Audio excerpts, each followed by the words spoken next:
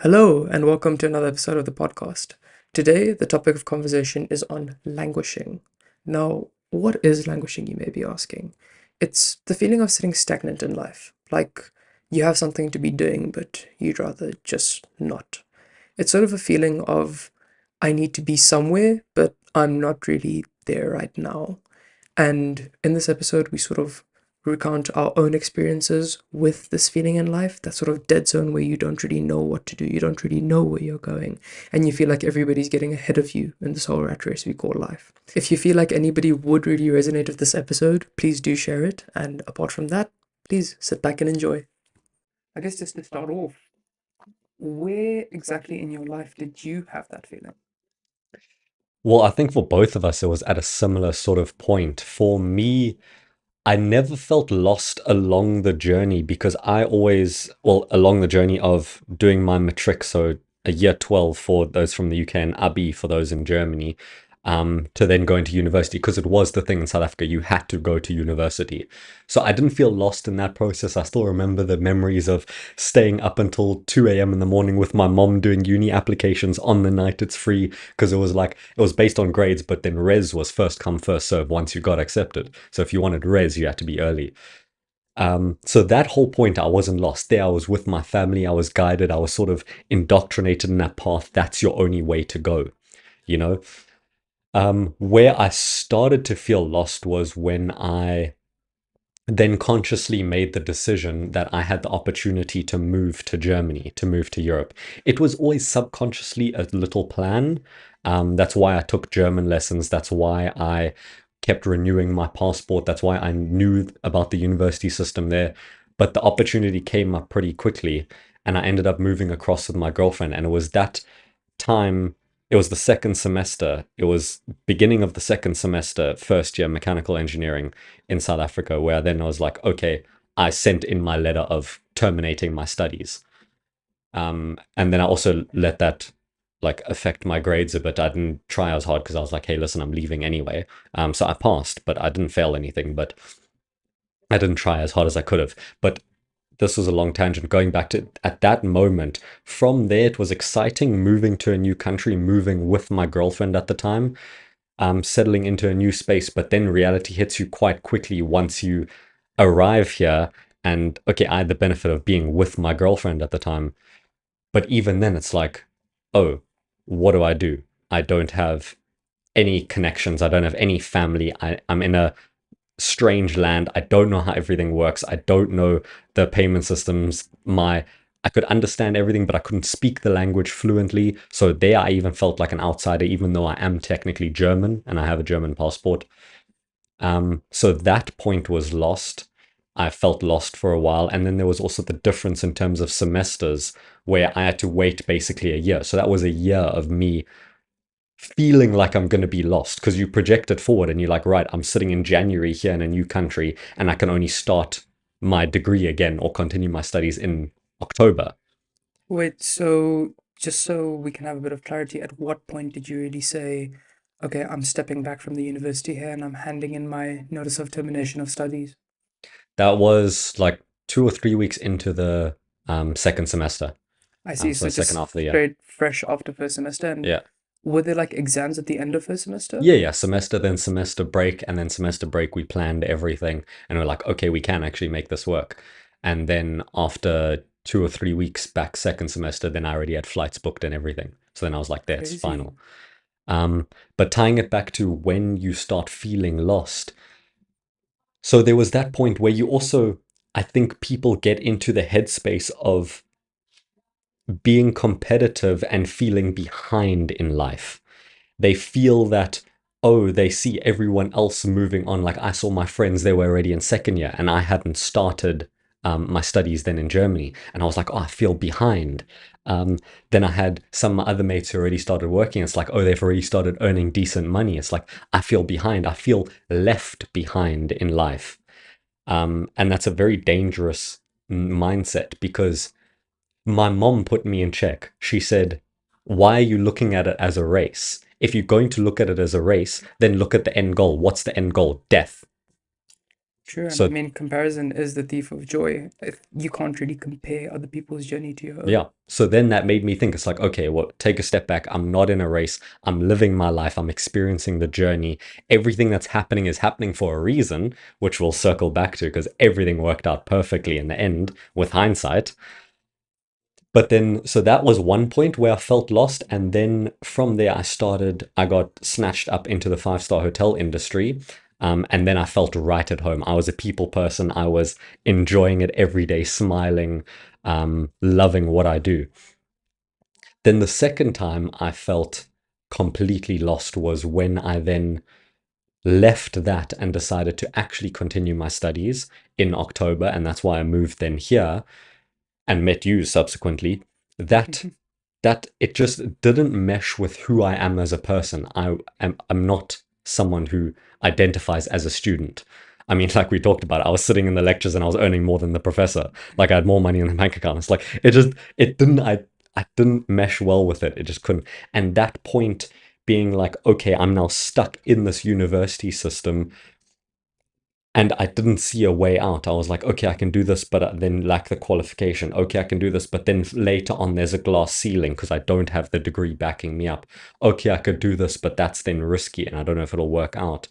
And during that whole process, my mom was talking to me. She's very conservative and she still believes in the traditional education system, but she also has no experience in it. And that's something Carl Jung said is the greatest burden a child must bear is the unlived version of its parents. And that was my mom's unlived version. She didn't go to university. She felt behind in life. She saw all her friends go to university, get degrees, surpass her in earning. She had to work her ass off to slowly catch up and bridge that gap. And she thought that was a pivotal point of life that she missed out on. And that's And so interesting that's because why she wanted me to do it so passionately, because she wants the best for me. I know that, but it's her preconceived notions that they're not putting that on me. So it's something that I also had to realize. And so it must have been a real full circle moment for you to be calling your mom saying, "Hey, everybody's leaving me behind in life. I haven't started my studies. I'm sort of stuck here doing this. I've left this, and have I made the right decision? Should I double back?" And just going back to that whole notion, going back to university after saying you felt at home within the five-star hotel industry, after saying that you felt like, you're finally becoming the person that you were meant to be and going down the path that you were meant to go down. Yeah. What did it really feel like going back into university and then taking an exit again? How did that whole period of life look like? It felt wrong from the get-go going back into it. I was motivated at the beginning because I knew I was always a good academic. I got 3 4 A's on my matric. German standard, I was a 1.8 GPA. I got scholarships to high school. I got scholarships to university in South Africa. I always knew how to study. So I went into it with a game plan. Okay, I can ace this if it's something I want to do and if I put my effort into it. And I went in with that effort. But I slowly then started realizing, even if I didn't understand it, that I then wasn't putting in the effort. And then I had to look back and say, whoa, why am I feeling this resistance? Why is this a fight? Why is this isn't meshing with who I am as a person? And in your academic journey, did you actually feel that resistance going into any part? Say, for example, going into final year exams or even going into your first time studying? Or was this the very first time you felt that sort of resistance? That was the first time I felt that resistance. Mhm. Yeah, that was the first time where it didn't align with who I was. Before, I always saw the value. At that point, I didn't see the value at all. And that really didn't mesh with who I was, who I identified as, who I thought of myself as. And it was kind of a hit to my confidence, to my ego, at a point as well, because I had this vision of myself. I was traveling Europe. I was working in the five-star hotel industry. I was in all these posh places. I had this network. I had this money in the bank. I had investments that were going amazing. I knew how smart I was. And then to be put in a position where like I was sort of brought down as like, oh no, you're just a student now. That didn't sit right with me.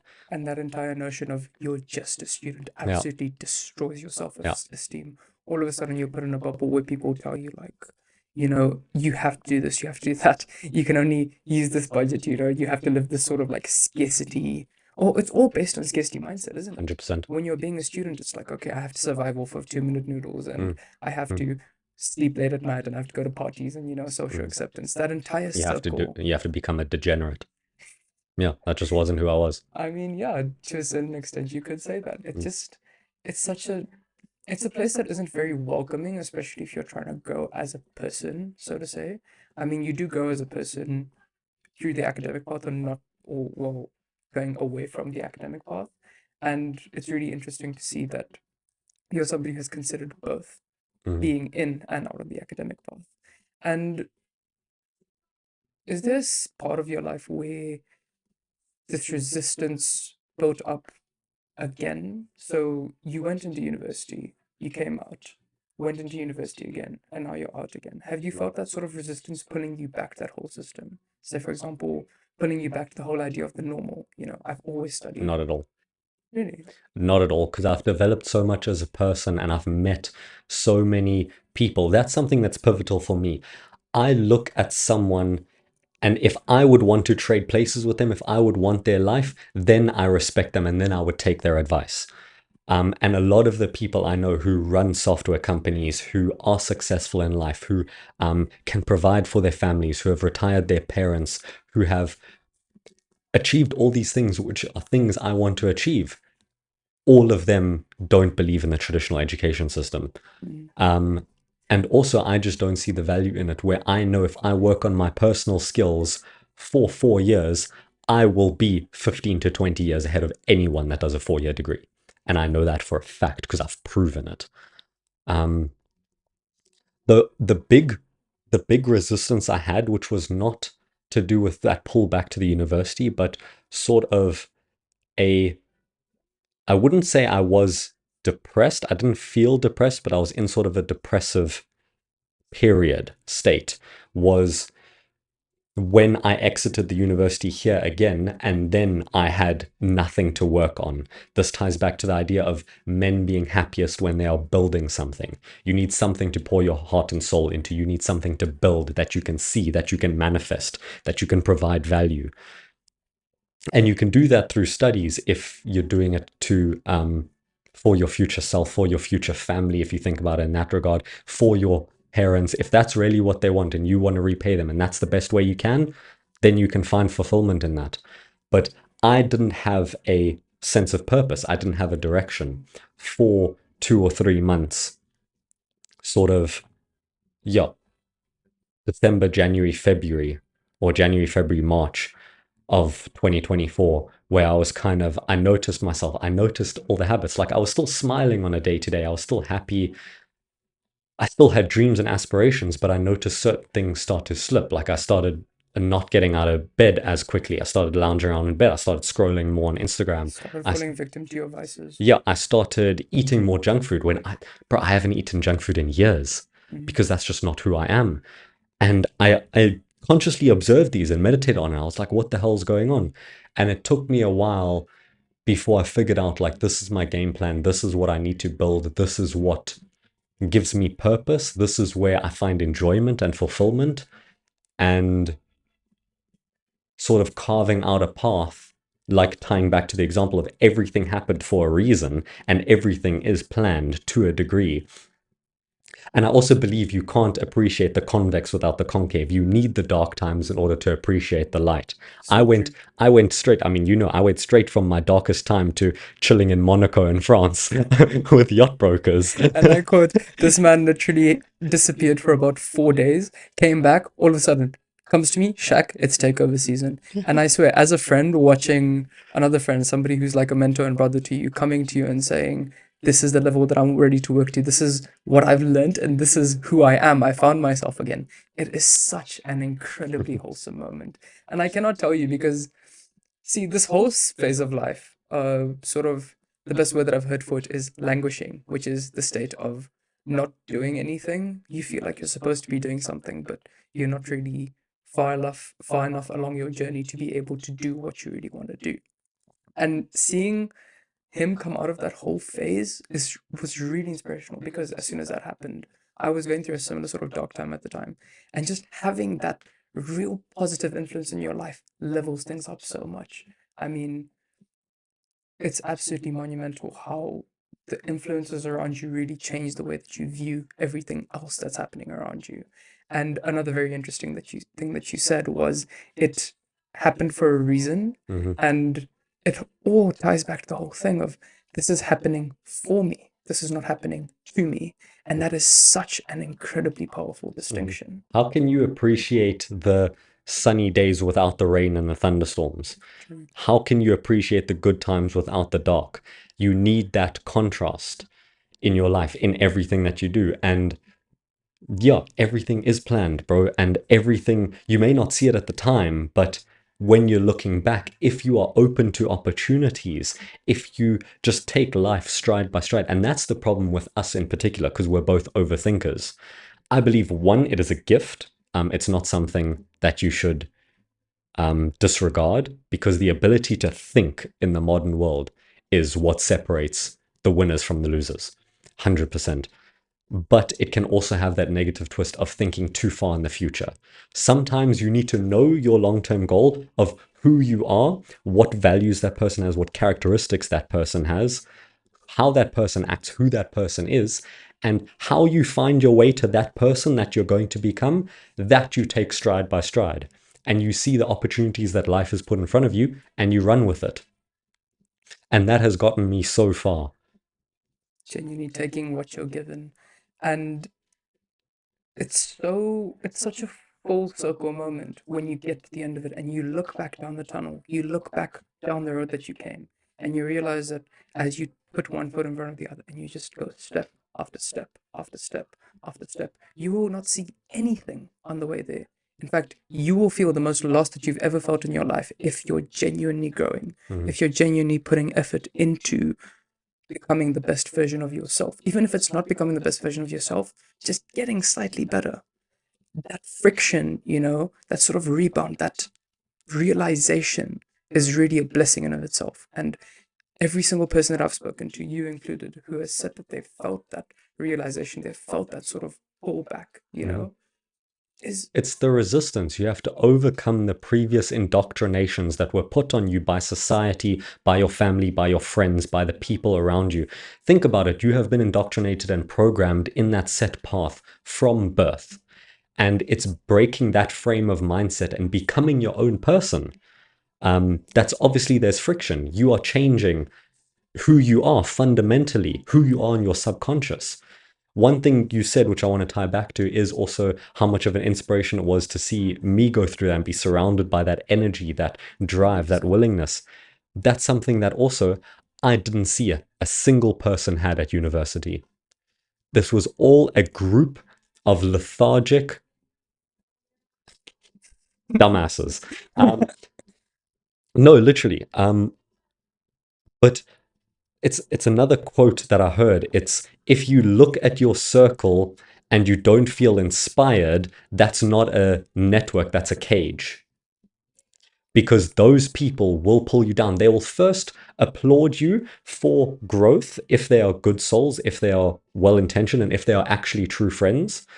But once that gap gets too big that they start to realize, oh, wait, this guy is getting so far that's actually might be unattainable for me, then they start pulling you down. They start planting seeds of doubt. Oh, I don't know if you can do that, like, and start going against you. And that is very dangerous. the one thing that people have always said to me, and I'm pretty sure that you've also felt this quite a lot, is why do you want to do this? Why don't you just stay in this point in life? Why don't you just do exactly Why don't this? you just stay the same? And I the can't think thing of is, anything sadder than being in the same place you were. that's so true. If I look back and I think I'm the exact same person that I was 6 months ago, that's a depressing thought to me. Yeah. And this sort of hunger isn't something you can distill into somebody. And this is not saying that there's something wrong with you if you don't feel it. Some people are genuinely just wired different. Some people genuinely want more from life. And if you want to go the conventional path, you just want to go day by day by day, that's perfectly cool. You're perfectly within your eyes to do that. But the one sentiment that I've realized is that everybody loves a come up story. Everybody loves an underdog story. And, they love to see you starting to come up and starting to improve your life. But once you start doing more than they can comprehend themselves doing, people immediately turn to resent. It's that, because why couldn't I do that? because it threatens their sense of self-worth and their being in themselves, and they then feel attacked for it. And that's very prevalent here in Germany, is the sense of jealousy, particularly among work colleagues. It's something that if you come from Germany, you'll definitely know 100%.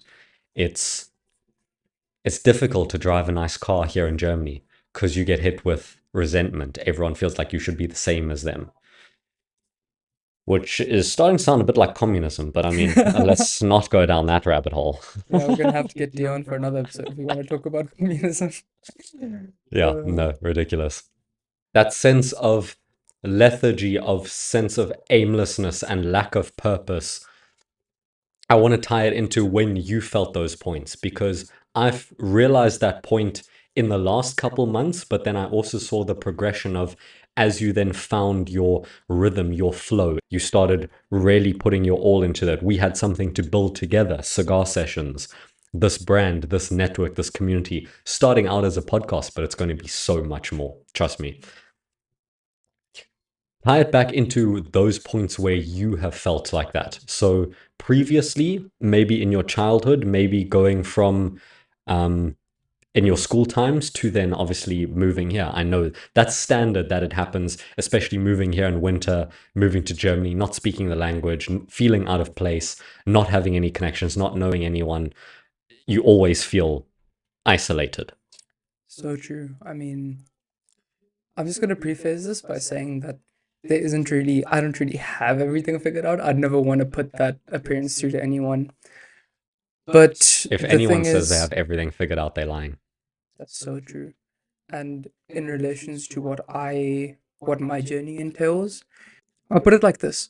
You never really figure things out, so to say, but I've sort of learned how to be comfortable with being in complete discomfort. So I wouldn't say I figured everything out. I wouldn't say I'm even close to that. I'd say that in this period of my life, I'm actually still languishing. Did I start that by making you hop in the Donau in the middle of winter with That's ice so. plunges? The ice plunges was something else. I'm somebody who sucks at dealing with the cold, so his solution, look at that grin on his face. His solution was literally to make me hop into a freezing cold river. What was the water temperature, like 1, 2 degrees? It was like 2 or 3 degrees, but bear in mind it is a massive flowing river, so moving water. You can't create this bubble of pocket of warmth. It's gushing over you. Yeah, The real feel is so much colder, and really. that was rough. And we did that like 7 or 8 times. Yeah, a Yeah, couple of times. It yeah. was an interesting experience going into cold plunges for the first time. But just You want to talk about the circling, looks we got? We had old German grandfathers walking across the bridge taking videos and pictures of us. yeah. What did one of them say? I couldn't really translate it. Like, he turned around and he looked at his wife and he's like, "These guys are crazy. They're hopping in the river." Yeah, and It was an elite we time. had cyclists going past, and I try to explain to them, it's like, yeah, it's good for muscle recovery, and they're like, yeah, fuck that. For real. People looked at us like we But were crazy. it's the mental setting of, one, doing things that no one else wants to do. Two, I also believe in cold plunges, it is impossible to feel depressed. You cannot feel sad and be in cold water at the same time. And It's in especially survival after, state. yeah, survival instinct, because depression is not natural. It's something that we have invented, it's something we have diagnosed and overdiagnosed. It's not a natural human state. I do not believe. And the thing about especially getting out of the cold plunge, you know that rush of dopamine. It's It dangerous. it is impossible to feel anything but pure pleasure and joy and accomplishment and pride. And I think for young men that is particularly fervent. That fervent feeling proud of yourself is the highest emotion that you can feel, I believe, for men. 100%.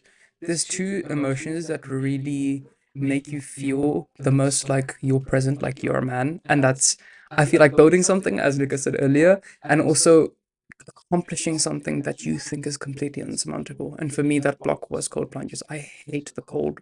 Or I like the cold. I like cold temperature. I like cold atmospheres, but I hate cold water. I can Even till outshine you date, in cold water. You can outshine me in the sauna, bro.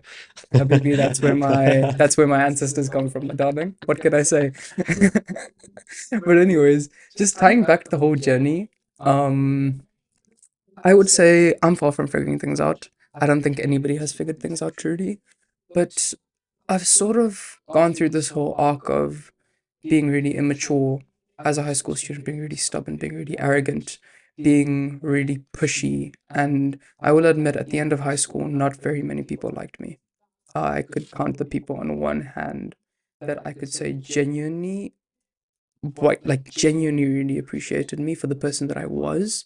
And that was over the actions that I took as a person. I was zoomed into the wrong person. I can say that there's genuinely like a handful of people who genuinely, truly at the heart appreciated me for the person that I could have been at the time rather than the person that I was. Because I will admit I was very negative, egotistical, not really fun to be around. But I went through a lot of growth within that year. This was end of 2022. Maybe also tell the story you told me. You were very egotistical, but then your ego got checked by one person in particular, and that's when it really Yeah. changed. I feel like this is a whole different podcast that we can go into. But to put it really simply, I lost a man who was very, very close to me. Sort of like my dad's brother, but we didn't really ever live with our uncles. He was one of my dad's best friends. I consider him to be my godfather. And his loss, he's the only person who really checked me and told me at beginning of 2021. 2021 February, he sat me down, and at the time I was having conflict with my family, my father especially, and he sat me down and said, Shakir, you are an egotistical, arrogant little, yeah. And at the time I said, no, no, no, surely not. I'm not egotistical. I'm not anything like this. I have so much going for me. I'm so smart and I've done this and I've done that. But it really changes when he gets diagnosed with cancer a few months later. Mm. And then in December of the same year, I'm sitting at his gravestone. And throughout things that happened to me throughout that year, just all of these emotions, everything coming back to me made me realize that he was right. Utterly and truly correct in every single thing that he said, word for word, bar for bar. And sort of reflecting on his life and what he said to me, it really drove me into finding a religion. It really drove me into this whole journey of trying to be the best person that I can be. And that happened throughout 2022. I still fought. I still struggled with toxic influences in my life, with toxic events, with toxic environments that I put myself in, really inducing the type of person that I was at the time. But really, the state of languishing started at the end of 2022. But I think if I can interject, that's also a pivotal point because that was probably the start of your intrinsic personal self reflection, where you really, for the first time in your life, probably looked within and analyzed yourself and had to then accept that, oh, wait, I actually was wrong about who I am. And that idea of being able to reflect and think about yourself in a new light and be able to change yourself, then that's very difficult. And that's something usually that happens a lot later in life. So I think, again, appreciating the dark and the light, that was something that had to happen for you to become the person that you are going to become and for you to become the person that you are now. That's so true. And I mean, I never say that this happened to me, that happened to me. I believe that it happened for me, for my growth, for my development. And going back to this whole stage of languishing, I finished high school in 2022, end of 2022, around November 18th was the exact date I finished high school. And I just remember at the end of it, I sort of just felt like, okay, now what? Because my whole life I was a seasoned academic. I was always told to focus, focus, focus. You have to do this, you have to do that. You can do this, you're built for this, you're built for that. And ended up in the arts segment, got my results. I really didn't do as well as I anticipated doing. And that sort of made a lot of people lose faith in me. I remember the look on my father's face when I told him my results. He was really happy when he got home because the whole time I was an academic machine. It was always like I'd come home and my son would give me straight A stars, A's, A stars all the time. And I just remember the look on his face. He didn't really talk to me. I told it to my mum. I also didn't call my mum after I got my results, and she could tell immediately something was wrong. So she started dialing me. I didn't really pick up my phone at the time. I was at work. Um, and it was a little rough telling my mum, but she said, you know what? With how much you've done and how much you've grown as a person, this shouldn't matter. And I didn't believe it at the time. Obviously, I was in an echo chamber of my own mind. Because The that's also the previous indoctrinations of the only thing that matters is your results for your university spot. True. And then when you're in university, your grades so that you can get a good job. And then your good job so that you can complete the rat race. So then you can maybe go on a bus tour when you're 67 and can retire. That's That's sort an of entire the mindset. life path that was carved out for me. Mm. And it took me a lot of time to really come to terms with the fact that, I have to figure things out because with my results, I got rejected from a few universities that I was really hoping to go to. And that sort of gave me a reality check. And that's when I started looking at Germany and realized that I had a really big opportunity to come to somewhere like this. And my grades were actually really high in comparison to the German Abitur Mm. system. So if for A levels, I got three Bs at A level, which I mean isn't bad. I was just in that echo chamber of beating myself up because I did much worse than my predictions.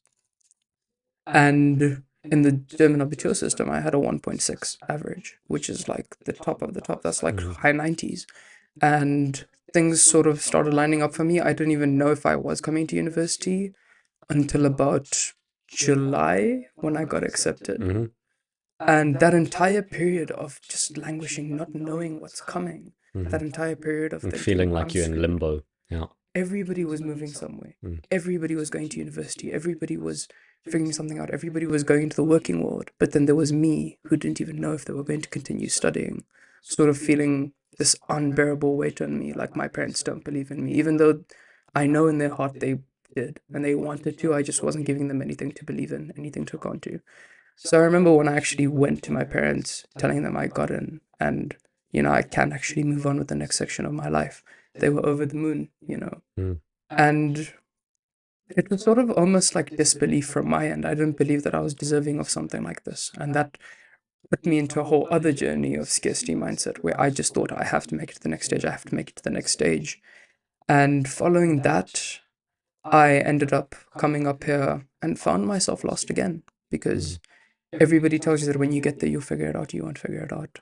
It's just a simple escape. It's a scapegoat for them to tell you that things will be fine, but really nothing's fine unless you decide to take the initiative to make things fine. And so I came here, I was lost for a few months. First 3 months, I got thrown around by this place. Having to learn a lot of new things, learning the language and stuff, started finding my flow a little bit, but found myself really questioning who I am as a person and what do I want from life. Am I really content with X, Y, and Z? And And then you since started then, to question the life path that was laid out to you. And I still remember in university, that's where we met. And you said the words, I don't want to be an employee. true, And from that moment, that's when I recognized the potential and I sort of took you under my wing. true, yeah, it was a crazy cool thing because this dude showed up to university, least serious character you can ever imagine, mind you. He came up and he's like, okay, cool. Who wants to go play ping pong? Because there were ping pong tables outside, table tennis. And that was sort of like our introduction. Started playing table tennis and then gym. Didn't really end up talking for a while because he'd come less to lectures. I'd go more to lectures and then sort of ended up connecting later on and hanging out and sort of realizing that we had very similar life goals and purposes to reach. And I believe the initial connection was the same history, both coming from sub-Saharan Africa. True, We understood each other better than any German probably could. true. And it's all of that hospitality. Over here, Yeah, people don't have much yeah, hospitality. It's just, it is what it is, yeah. and you take it as It's a it is. cultural thing, yeah. I guess this all ties back into the current reality I'm facing, where I'm sort of looking down different life paths. And, I've come to the realization that there are so many ways to the top of the mountain. And really, this journey of finding abundance mindset, this journey of finding who I really am, because I went from being really immature, really egotistical, really. I thought I owned the world. I'm not even going to lie to you. And everything that I did, that reflected in my parents, that reflected in my friends. And throughout this whole period of languishing, I will say that the amount that I've done outside of high school destroys every single achievement that I've gotten in high school. the development that I've faced, the connections that I've made, the network that I've built, the people that I've met, the clowns of H-Town, absolutely love those guys, you know. They really started showing me what life really is about. And that started from beginning of 2023 when I got indoctrinated into a group of really tight-knit friends who really helped guide me and start steering me down the path of realizing my true potential. And from there, I sort of started losing that a little bit when I came here. I started losing who I was at heart. I started conforming to this environment around me and really lost the passion, the drive, every single thing that made me the person I am. Because I am genuinely a really jovial person. I love bringing energy. I love seeing people smile. That's what I bring to the table. And being put in a society where everything's quiet, you have to be introverted. You have to figure things out on your own. You have to go through X, Y, and Z to get A, B, and C. It almost It's killed me as a person. It destroyed my character. it's not an environment conducive to creativity. Not at all. And being somebody who was so deep into arts, somebody who was really genuinely considering architecture, fine arts, all of that stuff, it destroyed my spirit. The ability, or the fact that I had to sit in a box and think specifically about being in that box. And it's so interesting because you watched me break out of that bit by bit, sort of realizing that rather than thinking of what I can do to get out of the box, sort of realizing, okay, I can do this within the box.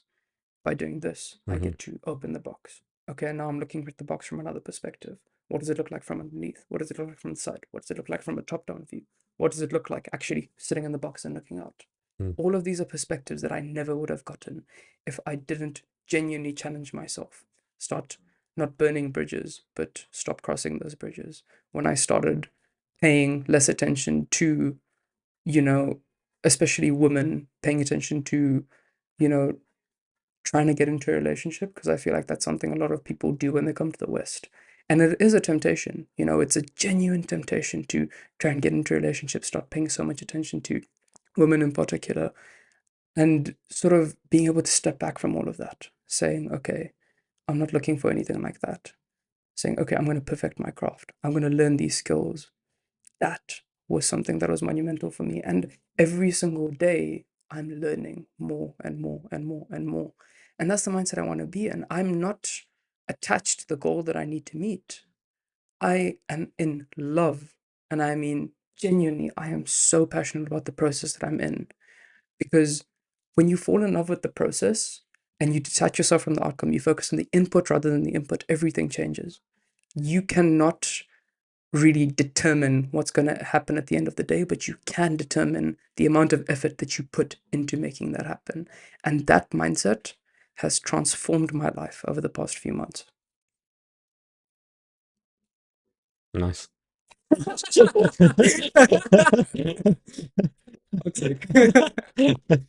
Yeah, just going through your own journey, focusing on the journey, focusing on the input, which is yourself, rather than the external factors which you cannot control. You cannot control the societal constraints put on you here by a German society, but you can control, one, how you perceive them, how you look at the box, the different paths that become open to you, the opportunities that are presented to you. You can then start to appreciate them and actually see them for what they are and find your own path away. Yes, maybe within the confines of a box for now, but you also have plans on how to break that box. These are things how you need to start looking at life. And one, I believe it starts with deep internal, intrinsic personal reflection, which comes through either a hectic life event like that or through meditation or some emotional event that then triggers that.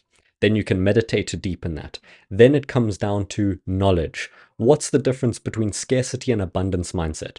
You need to realize that the scarcity mindset of, oh, money is something scarce, is something that you have to hoard, is something that you don't have the capability to make a lot of. You start then looking into the Federal Reserve. You look into how they print trillions out of nothing, that it actually doesn't have any meaning. And you're like, okay, wait, something that I've been told my whole life to value, to strive for, to save every lost cent isn't actually anything tangible, isn't actually anything pertinent. It ties into echo Yeah, chambers. I you mean, start looking at that, and then you start reading further. You start reading Meditations by Marcus Aurelius. You start reading different books that open up your mindset of, hey, there is so much more that you can work on personally. That is then the fundamental structure before you do anything, before you create anything of worth, before you create anything of value, before you can become successful by any definition, before you can become wealthy, you need to first fix your mindset. Mindset is where it all starts. that's so true. I mean, without mindset, you really have nothing. Without freedom of your own mind, you can't expect to be free anywhere else in life. And it's mindset that really drove, I'm pretty sure, both of our situations where we both felt lost, where we both felt like this isn't going to work out. And Mm. even at the beginning, you may start operating from a place of fear. You may start operating from a place of scarcity, a place of, I need to get this. The transition into actually saying, I now operate from these higher emotions. I do this for X, Y, and Z reason, my reason why. That is so much more powerful than anger, grief, greed, anything can get you. Yeah, 100%. Well, I hope you could extract a little bit of value from this. This was a lot more personal stories, but I believe we're also in the position where we can speak from our personal experiences and derive lessons from that. It's something that we can do better than we're not someone like Andrew Huberman, who has a doctorate, who has a PhD, who can speak on particular topics. We can only speak from personal experience, from how that has then manifested and how that has then led to our personal growth. And you can draw any parallels you want from those lessons. So true.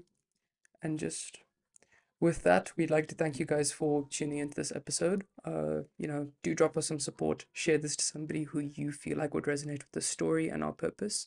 And that's about it from us. Yeah. If Till you next made it time. to the end, DM me. You're a real G, bro. DM me, please. Let's talk. Cheers. Have a good one. Yeah. I'm still not paying my taxes. Do you know about the taxman coming to the door, bro? What you know, you cannot say, I gave up, without saying, I gave.